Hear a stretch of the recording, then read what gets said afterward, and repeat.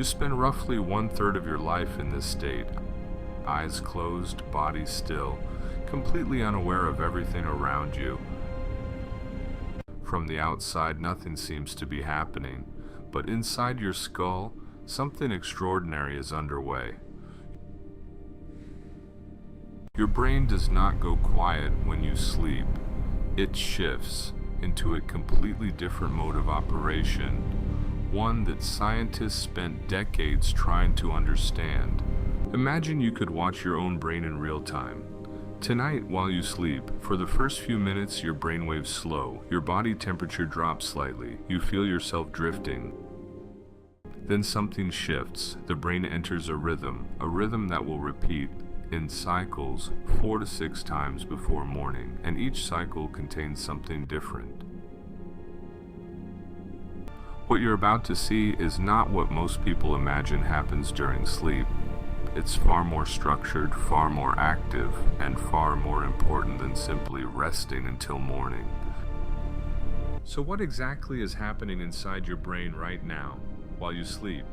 Tonight, we're going in.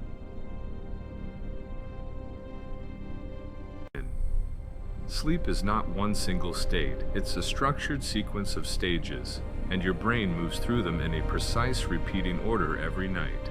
Scientists call this architecture, the architecture of sleep.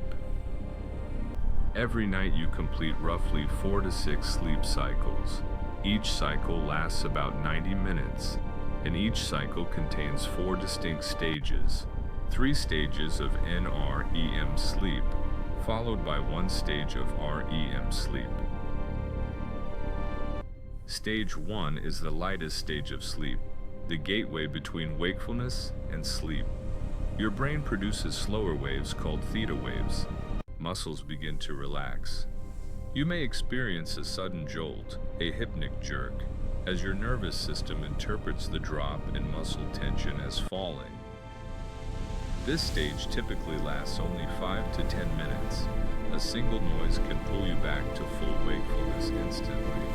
You haven't truly crossed into sleep yet, you're just at the threshold. Stage 2 is where sleep begins to deepen. Your brain now produces bursts of rapid electrical activity called sleep spindles, short, intense pulses that appear to play a role in protecting sleep from being disrupted by the outside environment. Your core body temperature drops. Your heart rate slows. The brain is actively preparing the body for deep rest, and this stage makes up the largest portion of your total sleep time. Stage 3 is the deepest stage of sleep, sometimes called slow wave sleep. The brain now produces its slowest waves, delta waves. This is the hardest stage to wake from. If you're woken here, you'll feel groggy, disoriented, a state called sleep inertia. This is also the stage where the glymphatic system, the brain's waste clearance network we explored in episode 1, is most active. The brain is literally being cleaned. At the same time, the body releases its largest pulse of growth hormone, repairing muscle tissue, consolidating bone density, and restoring the immune system. Deep sleep is when the body does its most critical maintenance work. But deep sleep is only half the story, because what comes next is perhaps the most mysterious stage of all. REM stands for rapid eye movement, and during this stage something remarkable happens. Your brain becomes almost as active as when you're fully awake. The eyes move rapidly beneath closed lids. The body, however, is temporarily paralyzed, a mechanism that prevents you from physically acting out what's happening in your mind. This is where most vivid dreaming occurs. But REM sleep does far more than generate dreams. This is when the brain performs some of its most sophisticated work, processing emotional experiences, strengthening creative connections, and transferring memories from short-term storage into long-term archives. During REM, the hippocampus, the brain's short-term memory center, replays the day's experiences, and sends them to the cortex for long-term storage. Think of it as the brain's overnight backup system. And then the cycle repeats. Stage 1, Stage 2, Stage 3, REM, 4 to 6 times per night. Each cycle approximately 90 minutes long. Here's something most people don't realize. The proportion of each stage changes throughout the night. Early in the night, your cycles contain more deep sleep, Stage 3. In the early morning hours, the cycles shift heavily toward REM. This means if you cut your sleep short, even by just 1 or 2 hours, you disproportionately lose REM sleep, not deep sleep.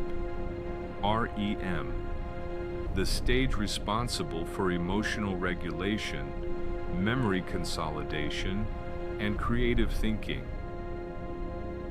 Much of what we know about sleep stages comes from a technology called the electroencephalogram, or EEG. By attaching electrodes to the scalp, scientists can read the brain's electrical activity in real time.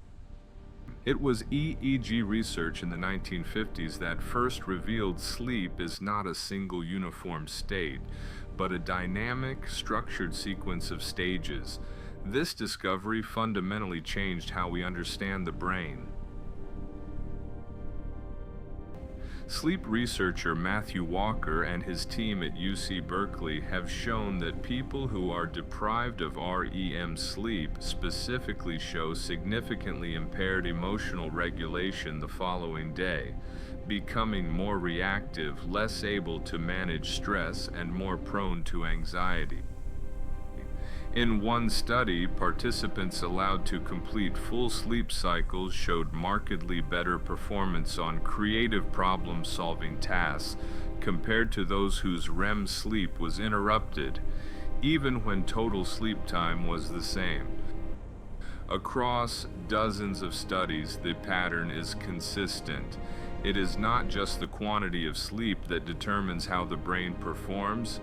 It is the quality and completeness of the sleep cycle. So what does understanding your brain's sleep architecture mean in practice? One of the most practical insights is this: sleep works in 90-minute cycles.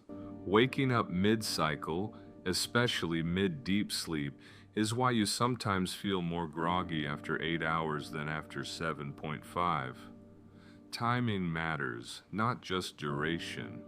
When you understand that the brain needs to complete its full sequence of stages, including those late morning REM cycles, the decision to cut sleep short by an hour starts to look very different. In the next episodes, we'll go deeper into what happens during REM sleep specifically, why we dream, what dreams might actually be doing, and why some people remember their dreams while others never do. This content is for educational purposes only and does not replace professional medical advice. Let's bring it together. Sleep is not a passive state. It's a precisely engineered biological process, structured in stages, repeating in cycles, and each stage doing work that cannot be done any other way. Every night when you close your eyes, your brain moves through 4 stages: light sleep, body preparation, deep restoration, and REM, 4 to 6 times. Each cycle approximately 90 minutes, and each one essential. Billions of years of evolution built this system, not to give you rest, but to give your brain the time it needs to do what it cannot do while you're awake. Next time, we go even deeper into the world of REM sleep. Where do dreams come from? What is the brain actually doing when it creates them, and why does any of it matter? That's episode 3 of Decoding Sleep.